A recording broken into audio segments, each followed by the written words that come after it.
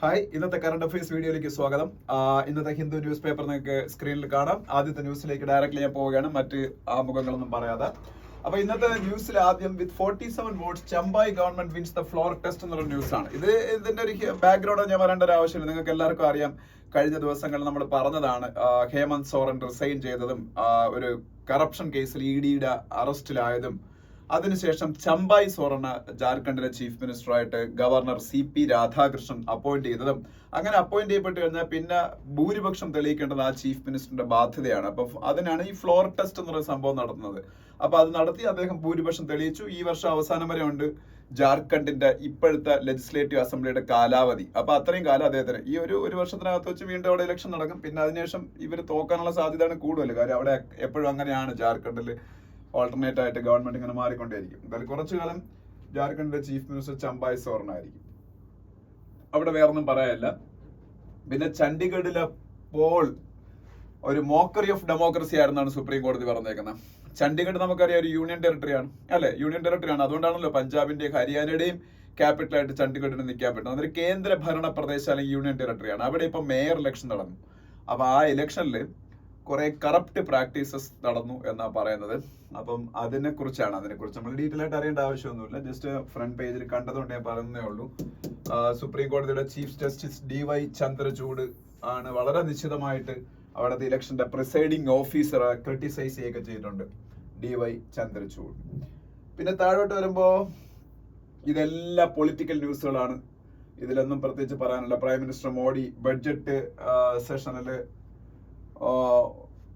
സംസാരിച്ചതിനെ കുറിച്ചൊക്കെയാണ്. അദ്ദേഹം ഓപ്പോസിഷൻ പാർട്ടീസിനെ ഒക്കെ കടന്ന് ആക്രമിക്കുകയൊക്കെ ചെയ്തിട്ടുണ്ട്. ഒന്നും പറയാനില്ല. അതുപോലെ താഴെ മറ്റൊരു ന്യൂസ് ഉണ്ട്. രാജ്യസഭയിലെ MP ആയിട്ട് ഈ രാജ്യസഭ നമുക്ക് എല്ലാവർക്കും അറിയാം, അത് ഇന്ത്യൻ പാർലമെന്റ് എന്ന് പറയുമ്പോഴത്തേക്ക് ലോക്സഭയും രാജ്യസഭയും ചേർന്നതാണെന്നും ഇതിൽ ലോക്സഭ എന്ന് പറയുന്നത് 5 years കൂടുമ്പം 5 വർഷത്തേക്ക് ആണ് ലോക്സഭയുടെ കാലാവധി. അപ്പൊ ഇനി വരാൻ പോകുന്നത് എനിക്ക് തോന്നുന്നു 17th അല്ല 18th ലോക്സഭയാണെന്നോ ഇനി വരാൻ പോകുന്നത്. 18ാം ലോക്സഭയാണെന്നാണ് എന്റെ വിശ്വാസം. അപ്പോ രാജ്യസഭ എന്ന് പറയുന്നത് അങ്ങനെയല്ല, ഒരു പെർമനന്റ് ബോഡി ആണെന്നും ഒക്കെ ഞാൻ ക്ലാസ്സിൽ പറഞ്ഞിട്ടുണ്ട്. പെർമനന്റ് ബോഡിയാണ് രാജ്യസഭ. പക്ഷെ അവിടെ 1/3 മെമ്പേഴ്സ് എപ്പോഴും റിട്ടയർ ആയിക്കൊണ്ടിരിക്കും. 1/3 മെമ്പേഴ്സ് 2 years കൂടുമ്പോൾ റിട്ടയർ ആവും. അപ്പൊ ആ റിട്ടയർമെന്റ് വേക്കൻസിയിലാണ് അവിടെ പുതിയ ഇലക്ഷൻ നടക്കുന്നത്. അതുകൊണ്ട് തന്നെ രാജ്യസഭയ്ക്ക് അങ്ങനെ പ്രത്യേകിച്ച് നമ്പറിംഗ് ഒന്നുമില്ല. രാജ്യസഭയുടെ ചെയർമാൻ എന്ന് പറഞ്ഞ വൈസ് പ്രസിഡന്റ് ഓഫ് ഇന്ത്യ ആണെന്നൊക്കെ എല്ലാവർക്കും അറിയാം. വളരെ ഒരു ബേസിക് ആയിട്ടുള്ള കാര്യങ്ങളാണ്. ജസ്റ്റ് പറഞ്ഞോളൂ. രാജ്യസഭയുടെ chairman vice president of India ആണ്. ലോക്സഭയ്ക്ക് സ്പീക്കർ, ലോക്സഭയിലെ തന്നെ ഒരു MP ആയിരിക്കും. ഇപ്പൊ അത് ഓം ബിർളയാണ്, നമുക്കറിയാം. ജഗദീപ് ധൻഖർ ആണ് രാജ്യസഭയുടെ ചെയർമാൻ. കാര്യം വൈസ് പ്രസിഡന്റ് ഓഫ് ഇന്ത്യ അദ്ദേഹം ആയതുകൊണ്ട്. രാജ്യസഭയെ പറയുന്ന വേറൊരു പേരാണ് അപ്പർ ഹൗസ് അല്ലെങ്കിൽ കൗൺസിൽ ഓഫ് സ്റ്റേറ്റ്സ് എന്ന്. അപ്പർ ഹൗസ് എന്നും പറയും, കൗൺസിൽ ഓഫ് സ്റ്റേറ്റ്സ് എന്നും പറയും.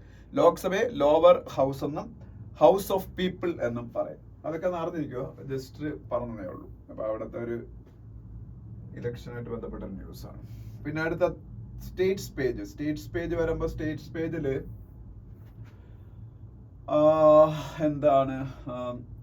ഇതുപോലെ ഭൂരിപക്ഷം തെളിയിക്കേണ്ട വേറൊരു ചീഫ് മിനിസ്റ്റർ ഇപ്പൊ ഇന്ത്യയിലുണ്ട്. അത് നിതീഷ് കുമാറാണ്. കാര്യം നിതീഷ് കുമാർ അവിടെ റിസൈൻ ചെയ്തു ഇടയ്ക്ക് വെച്ച്. എന്താ കാര്യം? നിതീഷ് കുമാർ അവിടെ തേജസ്വി യാദവിനെ ഡെപ്യൂട്ടി ചീഫ് മിനിസ്റ്റർ ആയിട്ട് വെച്ചുകൊണ്ട് അവിടെ നിതീഷ് കുമാറിന്റെ JDU RJD സഖ്യമാണ് അവിടെ ഭരിച്ചിരുന്നത്. പക്ഷെ ഈ ഇടയ്ക്ക് അദ്ദേഹം കാലുമാറി, കളം മാറ്റി ചവിട്ടി. എന്നിട്ട് അദ്ദേഹം BJP ആയിട്ട് സഖ്യത്തിൽ പോയി. അപ്പൊ JDU BJP സഖ്യമാണ് ഇപ്പൊ അവിടെ ഭരിക്കുന്നത്. അപ്പൊ സ്വാഭാവികമായിട്ടും അദ്ദേഹത്തിന് ആ ചീഫ് മിനിസ്റ്റർ പൊസിഷൻ റിസൈൻ ചെയ്തിട്ടേ പുതിയൊരു ഗവൺമെന്റ് ഫോം ചെയ്യാൻ പറ്റും. അപ്പൊ പുതിയ ഗവൺമെന്റ് ഫോം ചെയ്യുമ്പോൾ again he has to prove the majority. So അദ്ദേഹം മെജോറിറ്റി പ്രൂവ് ചെയ്യാൻ പോയാണ്. അതുമായിട്ട് ബന്ധപ്പെട്ട ന്യൂസ് ഇവിടെ കാണാം. അപ്പോ ഇന്ന് ജാർഖണ്ഡിൽ നടന്ന ആ ഒരു ഫ്ലോർ ടെസ്റ്റ് ജാർഖണ്ഡിനോട് ചേർന്ന് നടക്കുന്ന സ്റ്റേറ്റായ ബീഹാറിലും നടക്കാൻ പോയാണെന്ന്. ജാർഖണ്ഡിൽ ഉണ്ടായത് എങ്ങനെയാണെന്ന് അറിയാലോ. ബീഹാറിന്റെ സ്പ്ലിറ്റ് ചെയ്താണ് ജാർഖണ്ഡ് ഉണ്ടായത്. ഉത്തരാഖണ്ഡ് ഉത്തർപ്രദേശിനെ സ്പ്ലിറ്റ് ചെയ്തും ഛത്തീസ്ഗഡ് മധ്യപ്രദേശിനെ സ്പ്ലിറ്റ് ചെയ്തും ഉണ്ടായപ്പോ ജാർഖണ്ഡ് ബീഹാറിനെ സ്പ്ലിറ്റ് ചെയ്താ ഉണ്ടായത്. അപ്പോ ഇതില് ഛത്തീസ്ഗഡ് മധ്യപ്രദേശിനെ സ്പ്ലിറ്റ് ചെയ്ത് ഉണ്ടാക്കിയത് കൊണ്ടാണ് ഇന്ത്യയിലെ ലാർജസ്റ്റ് സ്റ്റേറ്റ് എന്നുള്ള ബഹുമതി മധ്യപ്രദേശിന് നഷ്ടപ്പെട്ടത്. മധ്യപ്രദേശ് ആയിരുന്നു ഇന്ത്യയിലെ ലാർജസ്റ്റ് സ്റ്റേറ്റ് എന്ന് പറയുന്നത്. ഓക്കെ, പിന്നീട് താഴോട്ട് വരുമ്പോ SC notice to centre over job quota in Haryana. ഹരിയാനയിൽ ഒരു ജോബ് കോട്ട ഉണ്ടായിരുന്നു, പക്ഷെ അത് ചണ്ഡീഗഡ് ഹൈക്കോർട്ട്, ഹരിയാനയുടെ ഹൈക്കോർട്ടാണല്ലോ ചണ്ഡീഗഡ് ഹൈക്കോർട്ട്. അപ്പൊ ചണ്ഡീഗഡ് ഹൈക്കോർട്ട് അത് സ്ക്രാപ്പ് ചെയ്തു. എന്ത് ടൈപ്പ് ഓഫ് ജോബ് കോട്ടയാണെന്ന് ഞാൻ പറഞ്ഞുതരാം. പ്രൈവറ്റ് സെക്ടറിൽ ജോബ് കോട്ട, അല്ലാതെ ഗവൺമെന്റ് സെക്ടറിൽ ജോബ് കോട്ട സ്ക്രാപ്പ് ചെയ്യാൻ പറ്റൂല. അത് അറിയാലോ, അത് നമ്മുടെ കോൺസ്റ്റിറ്റ്യൂഷനിൽ പറഞ്ഞിട്ടുള്ളതാണ്. OBCസിനും SC/STക്കും ഒക്കെ എന്താണ് ജോബ് കോട്ട അല്ലെങ്കിൽ റിസർവേഷൻ ഉള്ളത്, അത് സ്ക്രാപ്പ് ചെയ്യാൻ പറ്റൂല ഗവൺമെന്റ് സർവീസിൽ. പക്ഷെ പ്രൈവറ്റ് സർവീസിൽ ഇതുവരെയ്ക്ക് ജോബ് കോട്ട എന്ന് അങ്ങനെ എല്ലാ സ്റ്റേറ്റുകളിലൊന്നും ഇല്ല. ഇപ്പൊ റിലയൻസിന്റെ കമ്പനിയിൽ, അതൊരു പ്രൈവറ്റ് കമ്പനിയാണ്, അപ്പൊ അതിലൊരു ജോബ് കോട്ട. ഇത് എന്താണ് ഹരിയാനയിലെ ജോബ് കോട്ട എന്ന് പറയുമ്പോൾ ജാതി അടിസ്ഥാനത്തിലല്ല, അവിടുത്തെ മൊത്തം പ്രൈവറ്റ് ജോബിൽ 75% ജോബ് ഹരിയാനക്കാർക്ക് തന്നെ കൊടുക്കണമെന്നാണ്. അതാണ് ജോബ് കോട്ട. ഹരിയാനയ്ക്ക് വെളിയിൽ ഇപ്പൊ മലയാളികൾ ഇപ്പോൾ ഹരിയാന ജോലി ചെയ്യുന്നുണ്ട്, അവർക്കൊക്കെ ബാക്കി 25% കൊടുക്കാവുന്നതാണ്. പക്ഷെ അത് സ്ക്രാപ്പ് ചെയ്തു ഹൈക്കോർട്ട് ചണ്ഡീഗഡ് ഹൈക്കോർട്ട്. പക്ഷെ അതിനെതിരെ സുപ്രീം കോടതിയിൽ ഗവൺമെന്റ് അപ്പീൽ പോയി ഹരിയാനയില. അപ്പൊ അതുമായിട്ട് ബന്ധപ്പെട്ട് സുപ്രീം കോടതി കേന്ദ്ര ഗവൺമെന്റിനോട് അഭിപ്രായം ചോദിച്ചിരിക്കുകയാണ്. ഹരിയാനയുടെ ചീഫ് മിനിസ്റ്റർ എല്ലാവർക്കും അറിയാലോ, മനോഹർ ലാൽ ഖട്ടർ ആണ്. മനോഹർ ലാൽ ഖട്ടർ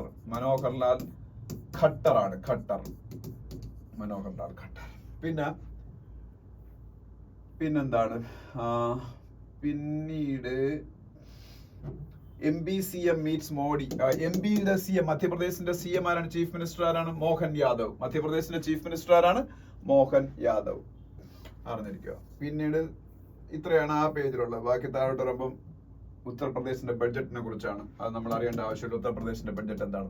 ഉത്തർപ്രദേശിലെ ചീഫ് മിനിസ്റ്റർ ആരെന്ന് അറിയണം, യോഗി ആദിത്യനാഥ്. ഇന്ത്യയിലെ ഏറ്റവും പൊളിറ്റിക്കലി സിഗ്നിഫിക്കന്റ് സ്റ്റേറ്റ് ഏതാണെന്ന് ചോദിച്ചാൽ അത് തീർച്ചയായിട്ടും ഉത്തർപ്രദേശാണ്. കാര്യം ഇന്ത്യയിലെ ഏറ്റവും കൂടുതൽ പോപ്പുലേഷൻ ഉത്തർപ്രദേശിലായതുകൊണ്ട് ഇന്ത്യയിലെ ഏറ്റവും കൂടുതൽ ലോക്സഭാ സീറ്റ്സുകളുടെ എണ്ണം ഉത്തർപ്രദേശിലാണ്. കഴിഞ്ഞ 2 തവണയായിട്ട് BJPക്ക് ഇന്ത്യയിൽ ഒറ്റയ്ക്ക് ഭരിക്കാനുള്ള ഭൂരിപക്ഷം കിട്ടിയത് ഉത്തർപ്രദേശിലെ 80 ലോക്സഭാ സീറ്റുകളിൽ മെജോറിറ്റി ഏതാണ്ട് 70 അടുപ്പിച്ച് അവർ വിൻ ചെയ്തതുകൊണ്ടാണ്. അപ്പൊ അതുകൊണ്ട് തന്നെ ഇന്ത്യയിലെ മോസ്റ്റ് സിഗ്നിഫിക്കന്റ് സ്റ്റേറ്റ് പൊളിറ്റിക്കലി ഏത് സ്റ്റേറ്റ് ആണെന്ന് വെച്ചാൽ ഉത്തർപ്രദേശ് ആണ്. ഓക്കെ, അതാണ് ഉത്തർപ്രദേശിന്റെ പ്രത്യേകത. ഇന്ത്യയിലെ ഏറ്റവും കൂടുതൽ പോപ്പുലേഷൻ ഉള്ള സ്റ്റേറ്റും ഉത്തർപ്രദേശാണ്. ഇന്നത്തെ ഹിന്ദുവിലെ 2 എഡിറ്റോറിയൽസിൽ ഒരു എഡിറ്റോറിയൽ മാത്രം നിങ്ങളൊന്ന് മനസ്സിലാക്കിയാൽ മതി. അതിലും അങ്ങനെ ഡീറ്റെയിൽഡ് ആയിട്ട് പറയാനുള്ള കാര്യങ്ങളൊന്നുമില്ല. സെക്കൻഡ് എഡിറ്റോറിയൽ എന്തുകൊണ്ട് അങ്ങനെ ഡീറ്റെയിൽ ആയിട്ട് മനസ്സിലാക്കേണ്ടതെന്ന് ഞാൻ പറഞ്ഞുതരാം. ഒന്നാമത്തെ ഓണർ ആൻഡ് എക്സെപ്ഷൻ എന്ന് പറഞ്ഞ എഡിറ്റോറിയലാണ്. ഈ എഡിറ്റോറിയൽ എന്തിനെ കുറിച്ചാണെന്ന് വെച്ചാൽ ഇന്ത്യയുടെ ഹയസ്റ്റ് സിവിലിയൻ ഓണറിനെ കുറിച്ചാണ്. ഇന്ത്യയുടെ ഹയസ്റ്റ് സിവിലിയൻ ഓണർ എന്താണെന്ന് നിങ്ങൾക്ക് എല്ലാവർക്കും അറിയാം, ഭാരതരത്നയാണ്. ഇന്ത്യയുടെ ഹയസ്റ്റ് സിവിലിയൻ ഓണർ ഏതാണ്? ഭാരതരത്ന. പിന്നെ കുറെ പത്മ അവാർഡ്സ് ഉണ്ട്, പത്മശ്രീ, പത്മഭൂഷൺ, പത്മവിഭൂഷൺ ഒക്കെ. ഈ പറഞ്ഞ പത്മശ്രീയും പത്മഭൂഷണും പത്മവിഭൂഷണും എല്ലാ വർഷവും റിപ്പബ്ലിക് ഡേയിലാണ് അനൗൺസ് ചെയ്യുന്നത് ഇന്ത്യയുടെ പ്രസിഡന്റ്. അത് മലയാളികൾക്ക് ഒരുപാട് പേര് കിട്ടിയിട്ടുണ്ട്. പക്ഷെ ഭാരതരത്ന ഇന്ന് വരെയും മലയാളികൾക്ക് ആർക്കും കിട്ടിയിട്ടില്ല. മലയാളികൾക്ക് കിട്ടിയിട്ടുണ്ടോന്ന് ചോദിക്കുമ്പോൾ പലരും പറയും MGRന് കിട്ടിയിട്ടുണ്ടെന്ന്. MGR ടെക്നിക്കലി മലയാളിയായിരുന്നു, ശരി തന്നെയാണ്. പക്ഷെ നമ്മൾ മലയാളി എന്ന് പറഞ്ഞ് ക്ലെയിം ചെയ്താൽ തമിഴ്നാട് വരെ നമ്മൾ ഓടിച്ചിട്ട് അടിക്കും. കാരണം എന്ന് വെച്ചാൽ MGR കേരളത്തിൽ ജീവിച്ചിട്ട് പോലും ഇല്ല. അദ്ദേഹത്തിന്റെ ആൻസിസ്ട്രൽ ഹോമേ കേരളത്തിലുള്ളൂ. അദ്ദേഹത്തിന് ഭാരതരത്ന കിട്ടിയത് തമിഴ്നാടിന് വേണ്ടി ചെയ്ത കാര്യങ്ങളുടെ പേരിലാണ്. അപ്പോൾ അതും നമ്മളെ കണക്കിലൊന്നും പെടുത്താൻ പറ്റത്തില്ല. സോ ഭാരതരത്ന കിട്ടിയിട്ടുള്ള ഒരു മലയാളിയും ഇല്ല. പക്ഷെ കിട്ടാൻ അർഹതയുണ്ടായിരുന്ന മലയാളികളുണ്ട്. E. ശ്രീധരനുണ്ട്, MS സ്വാമിനാഥനുണ്ട്, വൈറ്റ് റവല്യൂഷന്റെ ഫാദർ, ഇന്ത്യയിലെ മിൽക്ക് പ്രൊഡക്ഷന്റെ പിന്നീട് റവല്യൂഷൻ സൃഷ്ടിച്ച അല്ലെങ്കിൽ അമുലൊക്കെ സ്ഥാപിച്ച വർഗീസ് കുര്യൻ, ഇവരൊക്കെ തീർച്ചയായിട്ടും ഭാരതരത്ന അർഹരാണ്. പക്ഷെ അവർക്ക് വേണ്ടി ലോബിയിങ് ചെയ്യാൻ ആളില്ലാത്തത് കൊണ്ടോ മലയാളികളായതുകൊണ്ടോ എന്തോ അവർക്ക് കിട്ടിയിട്ടില്ല. ഈ 3 പേർക്കും കിട്ടിയിട്ടില്ല. E. ശ്രീധരൻ മെട്രോമാൻ, വർഗീസ് കുര്യൻ, അതുപോലെ നമ്മളുടെ ഗ്രീൻ റവല്യൂഷന്റെ ഫാദർ MS സ്വാമിനാഥൻ, അത് കഴിഞ്ഞ വർഷം മരിച്ചുപോയി. അപ്പൊ എന്തായാലും ഭാരതരത്ന ഇന്ത്യയിൽ 50ഓളം ആൾക്കാർക്കാണ് ഇതുവരെയായിട്ട് ഭാരതരത്ന കൊടുത്തിട്ടുള്ളത്. ഇന്ത്യയില് 1954 തൊട്ട് ഏതാണ്ട് 50ഓളം പേർക്ക് ഭാരതരത്ന കൊടുത്താൽ ഈ വർഷം 2 പേർക്ക് ഭാരതരത്ന കൊടുത്തു. ഒരു വർഷം മാക്സിമം 3 പേർക്ക് ഭാരതരത്ന കൊടുക്കും. അങ്ങനെ ഒരു ലിമിറ്റ് ഉണ്ട്. ഒരു വർഷം മാക്സിമം 3 ആൾക്കാർക്ക്. അങ്ങനെ ചില വർഷങ്ങളിൽ ആർക്കും കൊടുക്കാറില്ല. കഴിഞ്ഞ വർഷം ആർക്കും കൊടുത്തില്ലെന്നാണ് എൻ്റെ ഓർമ്മ. ഈ വർഷം 2 പേർക്ക്. ഒന്ന് കർപ്പൂരി താക്കൂർ എന്ന് പറയുന്ന ഇന്ത്യ കണ്ട ഏറ്റവും ഫേമസ് ആയിട്ടുള്ള ഒരു OBC ലീഡർ. അത് മാത്രമല്ല OBCസിന്റെ റിസർവേഷൻ ഭരണഘടനാപരമായിട്ട് വരുന്നതിന് മുമ്പേ അത് ബീഹാറിൽ നടപ്പാക്കിയ മനുഷ്യനാണത്. ഭരണഘടനാപരമായിട്ട് വരുന്നത് മണ്ഡൽ കമ്മീഷൻ റിപ്പോർട്ടിന്റെ അടിസ്ഥാനത്തിൽ വലിയ ഇന്ത്യയിൽ പ്രക്ഷോഭങ്ങളൊക്കെ നടക്കുന്ന ഒരു കാലഘട്ടത്തിൽ VP സിംഗ് എന്നൊക്കെ പറഞ്ഞ പ്രധാനമന്ത്രിക്ക് ഇന്ത്യ ഭരിക്കുന്ന സമയത്താണ് 27% റിസർവേഷൻ OBCസിന് കിട്ടുന്നത്. അതുവരെയും OBC റിസർവേഷൻ ഇന്ത്യയിൽ ഇല്ലായിരുന്നു. 80കളുടെ അവസാനം അല്ലെങ്കിൽ 90കളുടെ തുടക്കത്തിലൊക്കെയാണ് അതൊരു പ്രക്ഷോഭമായിട്ട് മാറി അത് റിസർവേഷൻ വരുന്നത്. അതുവരെയും ഇന്ത്യയിൽ SC/ST റിസർവേഷനേ ഉള്ളായിരുന്നു. പക്ഷേ ഈ റിസർവേഷൻ OBC റിസർവേഷൻ ഇല്ലാതിരുന്ന കാലഘട്ടത്തിൽ OBC റിസർവേഷൻ കൊടുത്ത ആളാണ് ബീഹാറിന്റെ ചീഫ് മിനിസ്റ്റർ ആയിരുന്ന കർപ്പൂരി താക്കൂർ. അത് തന്നെയാണ് അദ്ദേഹത്തിന്റെ പ്രത്യേകത, അത് തന്നെയാണ് അദ്ദേഹത്തിന്റെ പ്രാധാന്യവും ചരിത്രത്തിൽ. ആ കർപ്പൂരി താക്കൂറിനെ പിന്നീട് സോഷ്യലിസ്റ്റ് പൊളിറ്റീഷ്യൻ ആയിരുന്നു, കോൺഗ്രസ്സുകാരനും BJP കാരനൊന്നും അല്ലായിരുന്നു അദ്ദേഹം. അപ്പം അദ്ദേഹത്തിന് പിന്നീട് അദ്ദേഹത്തിന്റെ ശിഷ്യന്മാർ പോലും തള്ളി പറയുന്ന കാഴ്ചയാണ് പിന്നീട് കാണുന്നത്. ഈ ലാലു പ്രസാദും നിതീഷ് കുമാറും ഒക്കെ അദ്ദേഹത്തിന്റെ ശിഷ്യന്മാരായിരുന്നു. എന്നിട്ട് അദ്ദേഹത്തിന് എല്ലാവരും മറന്നു. ഇപ്പൊ പതുക്കെ BJP അദ്ദേഹത്തെ പൊടിതട്ടി എടുത്തിട്ട് അദ്ദേഹത്തിന്റെ ലെഗസി അവരുടേതാക്കാൻ ശ്രമിക്കുകയാണ്. അത് അവരുടെ രാഷ്ട്രീയ തന്ത്രം കൂടിയാണ്. ഇപ്പം ഈ സർദാർ വല്ലഭായ് പട്ടേൽ കോൺഗ്രസിന്റെ ഏറ്റവും ടോളസ്റ്റ് ലീഡർ ആയിരുന്നു. പക്ഷെ കോൺഗ്രസ് പട്ടേലിനെ മറന്നു നെഹ്റു പ്രധാനമന്ത്രിയായപ്പം. അപ്പൊ സ്വാഭാവികമായിട്ട് അത് BJP ആ ഒരു ലെഗസി അങ്ങ് അപ്രോപ്രിയേറ്റ് ചെയ്തെടുത്തു. അതേപോലെ കർപ്പൂരി താക്കൂറിനെ അവർ ഏറ്റെടുത്തു. അപ്പം മറ്റുള്ളവരെ കണ്ടയിക്കാനേ പറ്റുന്നുള്ളൂ. അതാണ് അവരുടെ രാഷ്ട്രീയം എന്ന് പറയുന്നത്. അതിന്റെ കൂടെ ഇപ്പൊ രാം ജന്മഭൂമി മൂവ്മെന്റിന്റെ കൂടെ ഇന്ത്യയിൽ BJP യഥാർത്ഥത്തിൽ വളർത്തിയത് ആരാണെന്ന് വെച്ചാൽ വാജ്പേയി ഒന്നും അല്ലാതെ അദ്വാനിയാണ്. വാജ്പേയി ആണ് പ്രൈം മിനിസ്റ്റർ ആയതെങ്കിലും അദ്വാനിക്ക് അതിനുള്ള ഭാഗ്യം കിട്ടിയില്ലെങ്കിലും അദ്വാനിയാണ് യഥാർത്ഥത്തിൽ ഇന്ത്യയിൽ BJPയെ വളർത്തിയത്. ഇന്ന് നരേന്ദ്രമോദി അത് കൂടുതൽ വളർത്തിയെന്നേ ഉള്ളൂ. അപ്പോൾ ആ അദ്വാനി അദ്ദേഹമാണ് രാം ജന്മഭൂമി മൂവ്മെന്റ് എന്ന് പറയുന്ന സംഭവത്തിന് തന്നെ ആ രഥയാത്രയൊക്കെ നടത്തി ഇത്രയും വലിയ ഒരു നോർത്ത് ഇന്ത്യയിൽ ഒരു തരംഗം സൃഷ്ടിച്ചത്.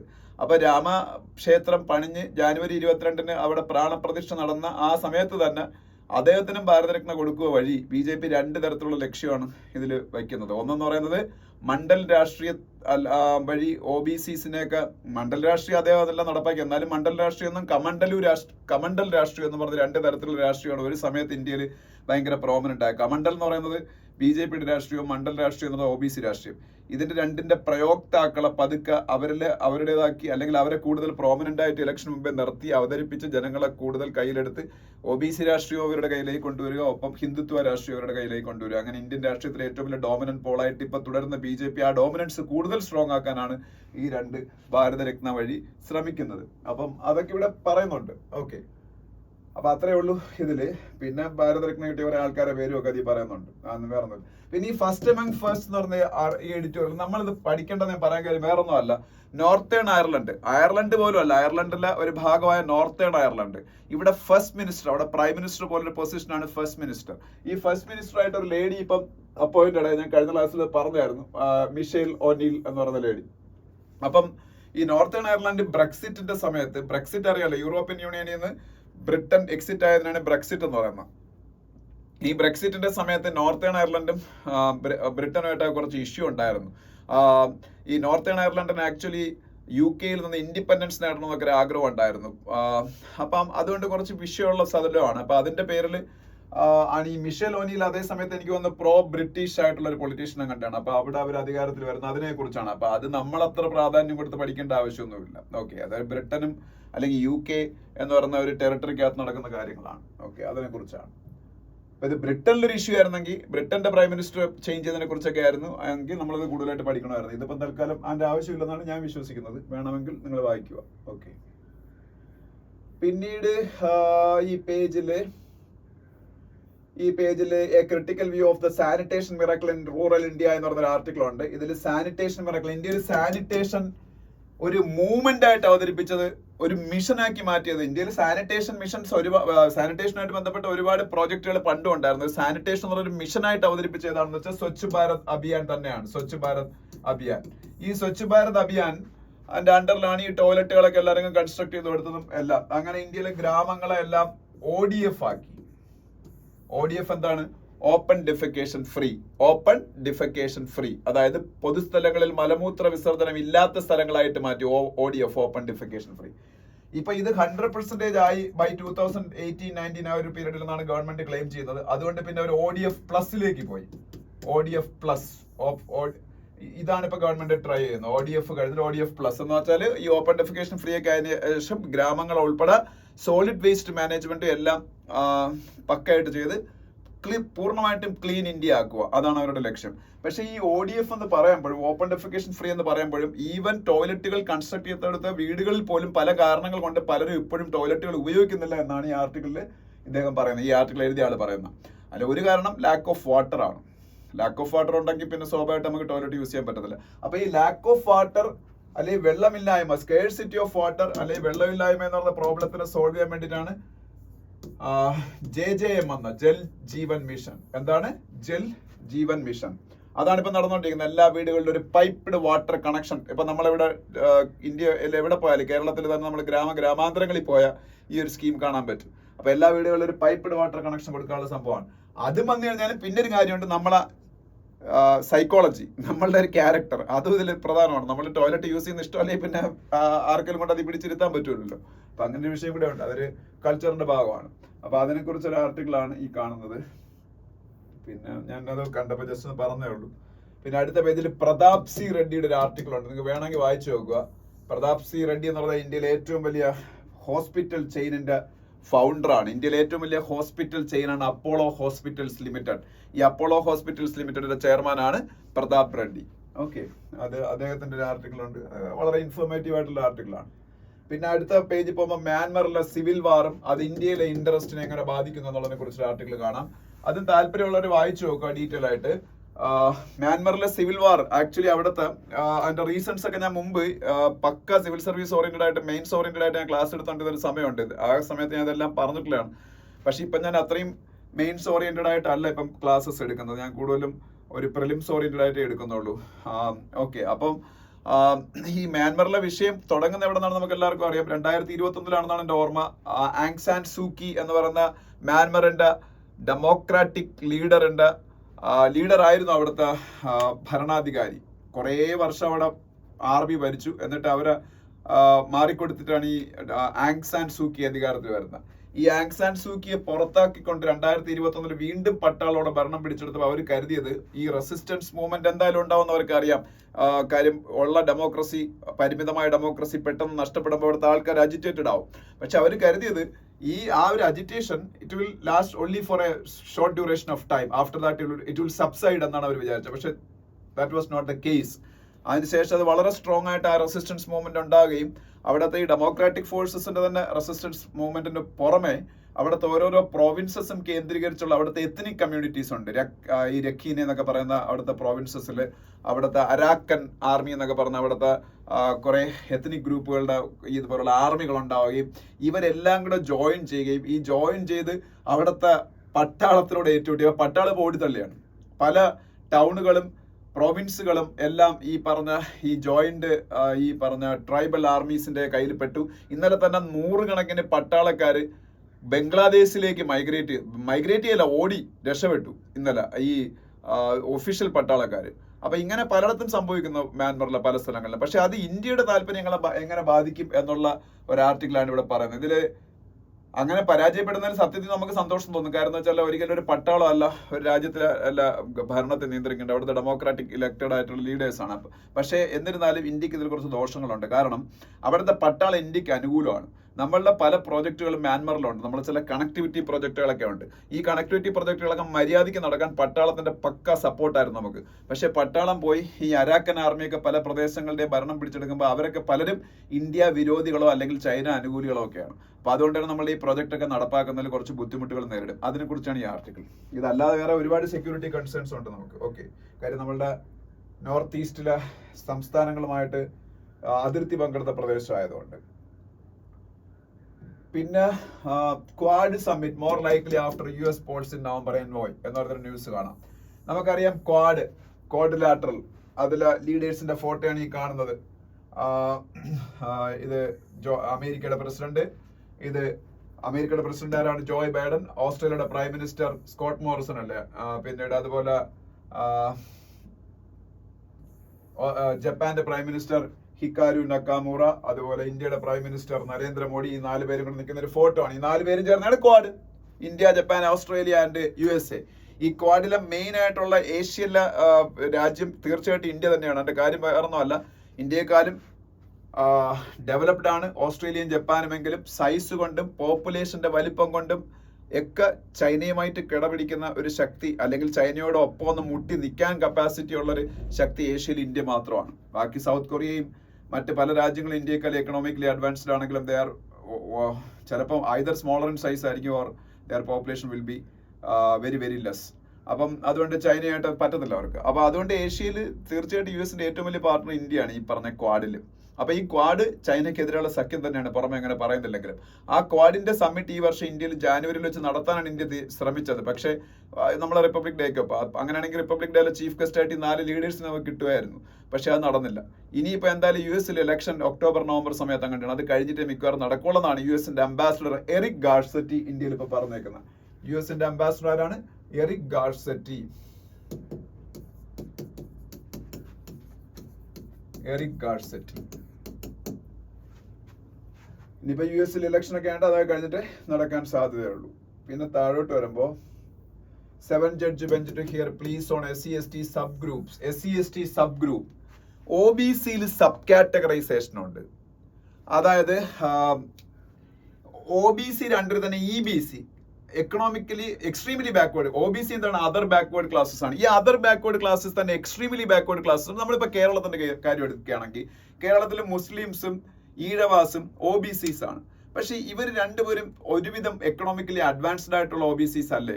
ആർക്കെങ്കിലും സംശയമുണ്ടോ? ഇപ്പൊ നമ്മളുടെ ഇവിടുത്തെ ഫോർവേഡ് കമ്മ്യൂണിറ്റീസ് ആയിട്ടുള്ള നായേഴ്സിനോ അല്ലെങ്കിൽ ക്രിസ്ത്യൻസിനോ ഒപ്പം നിൽക്കുന്ന എക്കണോമിക് ക്ലൗട്ടും എഡ്യൂക്കേഷനും ഒക്കെ ഉള്ള രണ്ട് OBC കമ്മ്യൂണിറ്റീസ് ആണ് കേരളത്തില് മുസ്ലിംസും ഈഴവാസും എന്ന് പറയുന്നത്. പക്ഷെ അവർക്ക് OBC റിസർവേഷൻ കിട്ടുന്നുണ്ട്. പക്ഷെ അതേ സമയത്ത് നമ്മളുടെ ഇവിടെ തന്നെ OBCസിൽ വളരെ ന്യൂമറിക്കലി അത്ര സിഗ്നിഫിക്കന്റ് ഒന്നും അല്ലാത്ത വളരെ പിന്നോക്കം നിൽക്കുന്ന OBCs ഉണ്ട്. അപ്പൊ പല സ്റ്റേറ്റുകളിലും ഈ പറഞ്ഞ OBCസിന്റെ അത് സബ് കാറ്റഗറൈസേഷൻ കൊണ്ടുവന്ന് EBCസിനൊക്കെ സൃഷ്ടിച്ചിട്ടുണ്ട്. Extremely backward classes. ഈ പറഞ്ഞ സബ് കാറ്റഗറൈസേഷൻ പക്ഷേ SC/STയിൽ ഇല്ല. അതാ കുഴപ്പം. ഇപ്പൊ കേരളത്തിലെ ഇപ്പൊ SC/ST ഇപ്പൊ നമ്മൾ SC കമ്മ്യൂണിറ്റി എടുക്കുകയാണെങ്കിൽ ഇപ്പൊ പുലയ, കുറവ, അങ്ങനെ കുറെ കമ്മ്യൂണിറ്റീസ് ഉണ്ട്. ഇതിൽ പുലയ കമ്മ്യൂണിറ്റിയൊക്കെ മറ്റ് SC കമ്മ്യൂണിറ്റീസിനെക്കാളും കുറച്ചുകൂടെ എക്കണോമിക്കലി അഡ്വാൻസ്ഡ് ആണ്. പക്ഷേ SCയുടെ റിസർവേഷൻ വരുമ്പോഴത്തേക്ക് എല്ലാവർക്കും ഒരു യൂണിഫോം ആയിട്ട് കൊടുക്കുന്നതുകൊണ്ട് കൂടുതലും ഈ പറഞ്ഞ അഡ്വാൻസ്ഡ് ആയിട്ടുള്ള കമ്മ്യൂണിറ്റിക്ക് കിട്ടും. ഇതിലൊരു സബ് കാറ്റഗറൈസേഷൻ ഉണ്ടായിരുന്ന പ്രശ്നം വരൂലായിരുന്നു. അപ്പൊ ഈ സബ് കാറ്റഗറൈസേഷൻ SC റിസർവേഷനിലും സബ് കാറ്റഗറൈസേഷൻ വേണം. ഈ എക്സ്ട്രീംലി ബാക്ക്വേർഡ് ക്ലാസ്സസ് എന്ന് പറഞ്ഞാൽ OBCക്കകത്ത് ഉള്ളതുപോലെ ഇതിലും എക്സ്ട്രീംലി ബാക്ക്വേർഡ് ആയിട്ടുള്ള ആൾക്കാർ ഇതിന്റെ അകത്ത് സബ് കാറ്റഗറൈസ് ചെയ്യണം ഒരു ആവശ്യം വന്നിട്ടുണ്ട്. അതിന്റെ അടിസ്ഥാനത്തിൽ സുപ്രീം കോടതി അതിനെക്കുറിച്ച് കേസൊക്കെ കേൾക്കാൻ പോവുകയാണ്. ഓക്കെ, അതിനെക്കുറിച്ചൊരു ന്യൂസ് ആണത്. ഓക്കെ, പിന്നെ റോസ്ഗാർ മേള എന്ന് പറഞ്ഞാൽ 10 ലക്ഷം ഗവൺമെന്റ് ജോലികൾ ഒരു വർഷത്തിനകം കൊടുക്കുമെന്ന് പറഞ്ഞ് മോഡി തുടങ്ങിയതാണ്. ഇപ്പം ഇലക്ഷൻ തൊട്ടുമ്പോഴുള്ള ലാസ്റ്റ് റോസ്ഗാർ മേള ഫെബ്രുവരി 12 നടക്കും. അപ്പൊ 10 ലക്ഷം ആവില്ലെങ്കിലും ഏതാണ്ട് 8 ലക്ഷം ജോലി അതുവഴി കൊടുത്തു കഴിഞ്ഞെന്നാണ് ഇത് പറയുന്നത്. പിന്നെ shared interest between India US to figure out civil nuclear cooperation എന്നൊരു ന്യൂസ് കാണാം. സിവിൽ ന്യൂക്ലിയർ കോപ്പറേഷൻ ഇത് മൻമോഹൻ സിംഗിന്റെ അച്ചീവ്മെന്റ് ആണ്. India US civilian nuclear agreement. എന്താണ്? India US civilian nuclear agreement. ഇത് മൻമോഹൻ സിംഗ് ഇന്ത്യയുടെ പ്രൈം മിനിസ്റ്റർ ആയിരിക്കുന്ന സമയത്ത് 2008 ഈ എഗ്രിമെന്റ് ഉണ്ടായത്. ഇങ്ങനെ ഒരു എഗ്രിമെന്റ് ഉണ്ടാക്കുന്നതിന് ഒരുപാട് കഷ്ടപ്പെട്ടിട്ടുണ്ട് ഇന്ത്യയും US-ഉം. അതിന്റെ കാരണമൊക്കെ ഒരുപാട് പറയുകയാണെങ്കിൽ ഒത്തിരി പറയാനുണ്ട്. അതുകൊണ്ട് ഞാൻ ഇപ്പം അങ്ങനെ പറയുന്നില്ല. കാര്യം ആ വീഡിയോയുടെ വലിപ്പം ഒരുപാട് കൂടി പോകാൻ പാടില്ലല്ലോ. അപ്പം എന്നാലും ജസ്റ്റ് ഒന്ന് പറഞ്ഞേക്കാം. ഇന്ത്യ യഥാർത്ഥത്തിൽ മറ്റ് വിദേശ രാജ്യങ്ങളെല്ലാം വേറൊരു രാജ്യവുമായിട്ട് സിവിലിയൻ ന്യൂക്ലിയർ എഗ്രിമെന്റ് ഉണ്ടാക്കണം എന്നുണ്ടെങ്കിൽ NPT എന്ന് പറഞ്ഞൊരു എഗ്രിമെന്റ് സൈൻ ചെയ്തിരിക്കണം. NPT എന്ന് പറഞ്ഞാൽ നോൺ പ്രോലിഫറേഷൻ ട്രീറ്റി എന്നാണ്. നോൺ പ്രോലിഫറേഷൻ ട്രീറ്റി, ആണവ നിർവ്യാപന കരാർ എന്ന് പറയും. പക്ഷെ ഈ NPTയിൽ ഇന്ത്യ സൈൻ ചെയ്തിട്ടില്ല. അതിന്റെ കാരണം വേറൊന്നുമല്ല, NPTക്കകത്ത് ഒരു ഇയർ ഉണ്ട്. ആ ഇയറിന് മുമ്പായിട്ട് ന്യൂക്ലിയർ പരീക്ഷണങ്ങൾ നടത്തിയ രാജ്യങ്ങളെ അവർ ന്യൂക്ലിയർ പവേഴ്സ് ആയിട്ട് കാണുള്ളൂ വൺസ് NPTയിൽ സൈൻ ചെയ്താൽ. ആ ഇയർ എക്സാക്ട്ലി എനിക്ക് ഓർമ്മയില്ല, ഒരു 1960 ഇയർ ആണ്, 1965 അങ്ങനെയാണ്. അതിന് മുമ്പായിട്ട് ന്യൂക്ലിയർ പരീക്ഷണങ്ങൾ നടത്തിയ രാജ്യങ്ങൾ അവർ ന്യൂക്ലിയർ പവേഴ്സ് ആയിട്ട് NPTയിൽ സൈൻ ചെയ്ത് കഴിഞ്ഞാലും കൂട്ടുകയും അവർക്ക് പിന്നെയും ന്യൂക്ലിയർ വെപ്പൺസ് സൂക്ഷിക്കാനും ന്യൂക്ലിയർ പരീക്ഷണങ്ങൾ നടത്താനും ഒക്കെ ഉള്ള റൈറ്റും കൊടുക്കുന്ന എഗ്രിമെന്റ് ആണ് NPT. പക്ഷെ ഇന്ത്യ 1970s ഇന്ത്യയുടെ ആദ്യത്തെ ന്യൂക്ലിയർ പരീക്ഷണം നടക്കുന്നത്. അപ്പൊ ഇഫ് വി സൈൻ NPT, അവർ nuclear country status will be lose forever and also we cannot conduct a further nuclear test. അത് നമ്മളുടെ സയന്റിഫിക് കമ്മ്യൂണിറ്റി നേടിയ കംപ്ലീറ്റ് അഡ്വാൻസ്മെന്റ്സും ഇല്ലാതാക്കുന്നതിന് തുല്യമായിരിക്കും.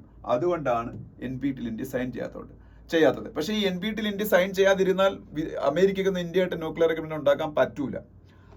അപ്പൊ അവരെന്ത് ചെയ്യുന്ന വെച്ചാല് ഇന്ത്യക്ക് അനുകൂലമായിട്ട് മാത്രം, അത് മാത്രം ഇത് NPT ഒരു കാര്യം. പിന്നെ വേറെ അതല്ലാതെ US-ന്റെ ന്യൂക്ലിയർ ട്രീറ്റികളെ കുറിച്ചും ഒക്കെ പറയുന്ന US-ന്റെ ഫെഡറൽ ലോസിന്റെ അകത്തുള്ള സെക്ഷനാണ് സെക്ഷൻ 123 എന്നറിയപ്പെടുന്നത്.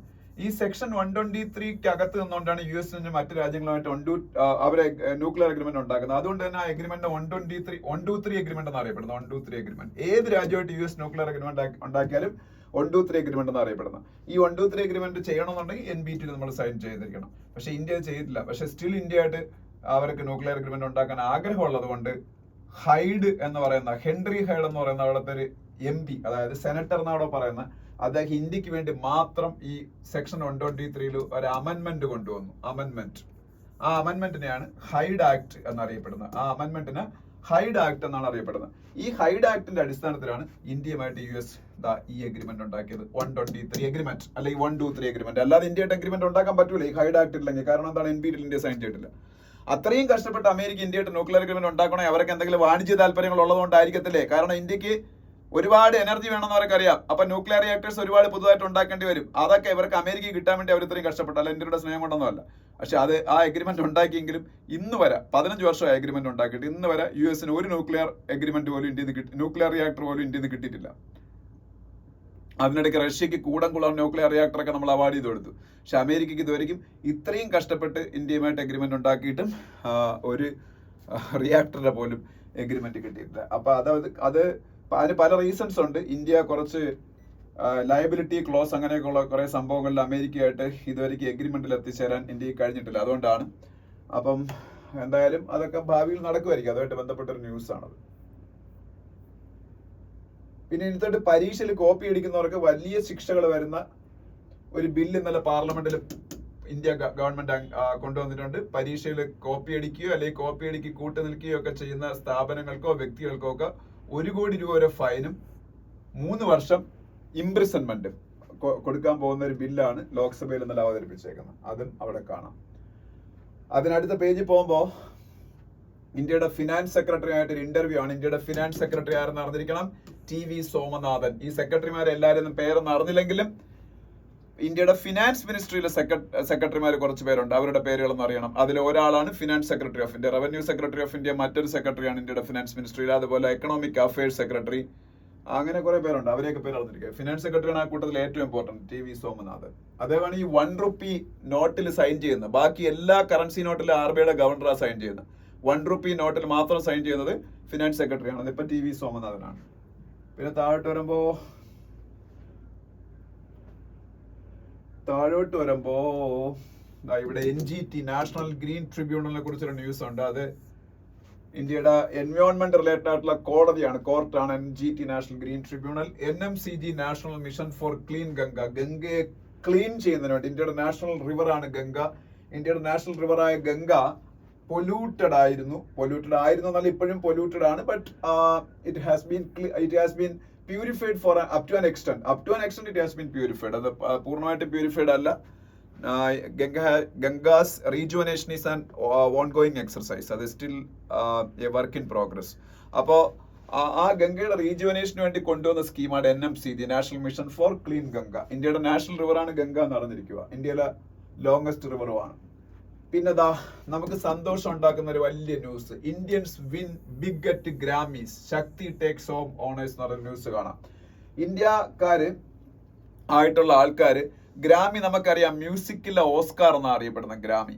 ഈ ഗ്രാമി അവാർഡ്സ് ഇപ്രാവശ്യം സാധാരണ ഇന്ത്യയിൽ നിന്ന് പലർക്കും ഗ്രാമി കിട്ടിയിട്ടുണ്ട്. ഒരു വർഷം ഒരാൾക്കോ രണ്ടും. AR റഹ്മാനൊക്കെ ഗ്രാമി കിട്ടിയിട്ടുണ്ട്. AR റഹ്മാൻ കിട്ടിയിട്ടുണ്ട്, പണ്ഡിറ്റ് രവിശങ്കറിന് കിട്ടിയിട്ടുണ്ട്, ഉസ്താദ് സക്കീർ ഹുസൈൻ പണ്ട് കിട്ടിയിട്ടുണ്ട്. അങ്ങനെ കുറെ പേരൊക്കെ ഗ്രാമി പലപ്പോഴായിട്ട്, റിക്കി കേജ് എന്ന് പറഞ്ഞൊരു ഇന്ത്യൻ ഒറിജിൻ ആയിട്ടുള്ള ഒരാളുടെ. പക്ഷെ ഇത്രയും പേരൊക്കെ ഗ്രാമി കിട്ടുന്ന ആദ്യമായിട്ടാണ്. ഈ വർഷം ഇന്ത്യയിൽ നിന്ന് 5 പേർക്ക് ഗ്രാമി കിട്ടി. സക്കീർ ഹുസൈനും അതുപോലെ നമ്മളുടെ ശങ്കർ മഹാദേവനും ചേർന്ന് ഉണ്ടാക്കിയ ഒരു ബാൻഡ്. ആ ബാൻഡിന്റെ പേര് ശക്തി എന്നാണ്. ആ ശക്തിയുടെ ആദ്യത്തെ ആൽബം ഇപ്രാവശ്യം ഗ്രാമിയില് ലോകത്തിലെ global album of the year, international album of the year award അവർക്ക് കിട്ടി. അതിന്റെ പിന്നിൽ പ്രവർത്തിച്ച 4-5 ഇന്ത്യക്കാരുണ്ട്. അവർക്ക് എല്ലാവർക്കും കിട്ടി. അത് അവരെ 4 പേരെ ഫോട്ടോ കൊടുത്തത് ശങ്കർ മഹാദേവൻ, ഗണേഷ് രാജഗോപാലൻ, ഉസ്താദ് സക്കീർ ഹുസൈൻ ആൻഡ് V സെൽവ ഗണേഷ്. ഇവരെല്ലാം ശക്തി എന്ന് പറയുന്ന ബ്രാൻഡിന്റെ ആൾക്കാരാണ്. അപ്പം അങ്ങനെ 4 പേർക്ക് കിട്ടി. അവരുടെ ആൽബത്തിന്റെ പേര് ദിസ് മൊമെന്റ് എന്നാണ്. അവരുടെ ബാൻഡിന്റെ പേരാണ് ശക്തി, അവരുടെ ആൽബത്തിന്റെ പേര് ദിസ് മൊമെന്റ് എന്നാണ്. പിന്നീട് അതല്ലാതെ വേറൊരാൾക്കൂടെ കിട്ടി. അദ്ദേഹത്തിന്റെ പേര് രാകേഷ് ചൗരസ്യ. അദ്ദേഹം ഒരു ഫ്ലൂട്ടിസ്റ്റ് ആണ്. അദ്ദേഹത്തിന് ഇവരുടെ കൂട്ടത്തിലല്ല, സെപ്പറേറ്റ് വേറെ ആൽബത്തിന് വേണ്ടിയിട്ടാണ് അദ്ദേഹത്തിന് പിന്നീട് കിട്ടിയത്. അദ്ദേഹത്തിന് 2 ഗ്രാമി കിട്ടി. 2 ഗ്രാമി അദ്ദേഹത്തിനും. ഈ സക്കീർ ഹുസൈന് 3 ഗ്രാമി കിട്ടി. ഈ വർഷം 3 ഗ്രാമി കിട്ടി. അപ്പൊ സക്കീർ ഹുസൈന് 3 ഗ്രാമി, രാകേഷ് ചൗരസിക്ക് 2 ഗ്രാമി, ബാക്കി 3 പേർക്ക് ഈ ആൽബത്തിൽ പ്രവർത്തിച്ചതിന്റെ പേരിൽ ഗ്രാമി, അങ്ങനെ മൊത്തം 5 പേർക്ക് ഗ്രാമി കിട്ടി. ഓക്കെ, അത് നടന്നിരിക്കുക. പിന്നെ ഗ്യാൻവാബി മോസ്കോ ആയിട്ട് ബന്ധപ്പെട്ട ഒരു ന്യൂസ് ഉണ്ട്. ഗ്യാൻവാബി മോസ്ക് ഞാൻ ഡീറ്റെയിൽ ആയിട്ട് കഴിഞ്ഞ ദിവസങ്ങളിൽ പറഞ്ഞതാണ്, അതുകൊണ്ട് ഞാൻ റിപ്പീറ്റ് ചെയ്യുന്നില്ല. വാരണാസിയിലാണ് Gyanvapi mosque, near to Kashi Vishwanath temple. പിന്നെ ഇന്ത്യയുടെ IB ഇൻഫർമേഷൻ ആൻഡ് ബ്രോഡ്കാസ്റ്റിംഗ് സെക്രട്ടറിയായിട്ട് സഞ്ജയ് ജാജുവിനെ അപ്പോയിന്റ് ചെയ്തൊരു ന്യൂസ് കാണാം. സഞ്ജയ് ജാജു അന്ന് വേണ്ട, അത് വലിയ കാര്യമൊന്നുമില്ല. ഞാൻ പറഞ്ഞില്ലേ, ഫിനാൻസ് സെക്രട്ടറിയുടെ ഒക്കെയാണ് കൂടുതൽ നമ്മൾ പഠിക്കേണ്ടത്, സെക്രട്ടറിമാരുടെ പേരുകളിൽ. പിന്നീട് അതിന് അടുത്ത പേജ് പോകുമ്പോൾ ബിസിനസ് പേജ് ആണ്. ബിസിനസ് പേജിൽ നിങ്ങൾ ഒരു സെക്രട്ടറി, അതും എനിക്കൊന്ന് ഫിനാൻസ് മിനിസ്ട്രിയിലുള്ളതാണെന്നാണ് എനിക്ക് തോന്നുന്നത് ഈ സെക്രട്ടറി. ദീപം എന്ന് പറയും, department of investment and public asset management. DIPAM എന്ന് പറഞ്ഞാൽ DIPAM. അതിനൊരു എക്സ്പാൻഷൻ ഉണ്ട്, department of investment and public asset management. Department of investment and public asset management. ദീപത്തിന് സെൻട്രൽ ഗവൺമെന്റ് ഒരു ഡിപ്പാർട്ട്മെന്റ് ആണ് ദീപം. അതിന്റെ സെക്രട്ടറി ആണ് തുഹിൻ കാന്ത പാണ്ഡെ. അതൊന്ന് പഠിച്ചു വെച്ചോളാം. തുഹിൻ കാന്ത പാണ്ഡെ. തുഹിൻ കാന്ത പാണ്ഡെ.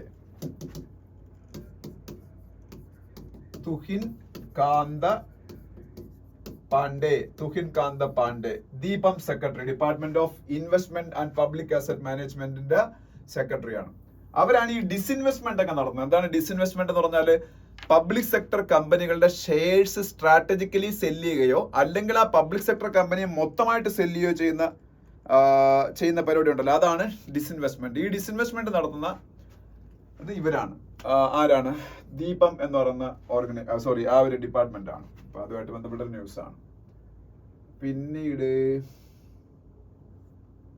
ഇന്ത്യയിലെ ഹ്യുണ്ടായി കമ്പനി ഒരു IPO, ഇനിഷ്യൽ പബ്ലിക് ഓഫർ നടത്താൻ പോകണം. ഹ്യുണ്ടായി ഏതാണ്ട് ഭയങ്കര വലിയൊരു IPO ആണ്, $3 ബില്യൺ, ഏതാണ്ട് 25,000 crores അവർ സ്റ്റോക്ക് മാർക്കറ്റിൽ നിന്ന് അക്വയർ ചെയ്യാൻ പോവാണ് IPO വഴി. IPO അറിയാലോ, ആദ്യമായിട്ടൊരു കമ്പനി ഷെയർ വിൽക്കുന്ന പ്രോസസ്സിനാണ് IPO, ഇനിഷ്യൽ പബ്ലിക് ഓഫർ എന്ന് പറയുന്നത്. പിന്നെ അങ്ങനെ കുറെ കമ്പനികളുടെ ഷെയർ മാർക്കറ്റുമായിട്ടുള്ള പെർഫോമൻസിനെ കുറിച്ചും അവരുടെ പ്രോഫിറ്റിനെ കുറിച്ചൊക്കെയുള്ള ന്യൂസുകളുണ്ട്. ALL, അശോക് ലേലൻഡ് ലിമിറ്റഡ് ആണ്. അശോക് ലേലൻഡ് ലിമിറ്റഡിന്റെ പ്രത്യേകത ഇന്ത്യയിലെ ഏറ്റവും വലിയ രണ്ടാമത്തെ കൊമേഴ്സ്യൽ വെഹിക്കിൾ മാനുഫാക്ചറർ ആണ് ALL അല്ലെങ്കിൽ അശോക് ലേലൻഡ് ലിമിറ്റഡ്. ഇന്ത്യയിലെ ഏറ്റവും വലിയ കൊമേഴ്സ്യൽ വെഹിക്കിൾ മാനുഫാക്ചറർ ടാറ്റയാണ്. നമുക്കറിയാം, എവിടെ നോക്കിയാലും ടാറ്റയുടെ ബസ്സും അതുപോലെ ട്രക്കും ഒക്കെ അല്ലേ. 2ാം സ്ഥാനത്ത് അശോക് ലേലൻഡ് ആണ്. ഇന്ത്യയിലെ ഏറ്റവും വലിയ പാസഞ്ചർ വെഹിക്കിൾ മാനുഫാക്ചറർ മാരുതിയാണ്. ഭാരതി അറിയാലോ, ഭാരതി എയർടെലിന്റെ ഓണറാണ് ഭാരതി. ഇന്ത്യയിലെ ഏറ്റവും വലിയ 2ാമത്തെ മൊബൈൽ സർവീസ് പ്രൊവൈഡർ ആണ് ആഫ്റ്റർ ജിയോക്ക് ശേഷം. പിന്നെ ഇനി കുറച്ച് കാര്യങ്ങളുടെ നമുക്ക് പറയാനുള്ളൂ. UK കിങ് ചാൾസ് III ആണ് ഇപ്പോഴത്തെ കിങ് എന്ന് നമുക്കറിയാം. ക്യൂൻ എലിസബത്തിന്റെ ഡെത്തിന് ശേഷം അവരുടെ മകനായ കിങ് ചാൾസ് III ആണ് അവിടെ അധികാരമായിട്ടത്, അവിടുത്തെ പുതിയ കിങ് ആയിട്ട്. അദ്ദേഹത്തിന് ക്യാൻസർ എന്ന് ഡയഗ്നോസ് ചെയ്തേക്കുന്ന ഒരു ന്യൂസ് ഉണ്ട്. അതുപോലെ സെലൻസ്കി, യുക്രൈന്റെ പ്രസിഡന്റിന്റെ ഒരു ഫോട്ടോ കാണാം, വൊളോഡിമിർ സെലൻസ്കി. അതുപോലെ ഇറാനിൽ ഇപ്പം ഇറാന്റെ ചില കേന്ദ്രങ്ങളിലൊക്കെ US അറ്റാക്ക് നടത്തിയല്ലോ, അപ്പൊ അതിന് തിരിച്ചടിക്കുമെന്ന് പറഞ്ഞേക്കാണ് ഇറാന്റെ പ്രസിഡന്റ്. അതും അവിടെ ആ ന്യൂസ് കാണാം. പിന്നീട് ഇറാന്റെ സുപ്രീം ലീഡർ ആരാണ്? അയത്തുള്ള അലി ഖമേനിയാണ്. ഇറാന്റെ പ്രസിഡന്റ് ഇബ്രാഹിം റൈസിയാണ്. ഇറാന്റെ പ്രസിഡന്റ്.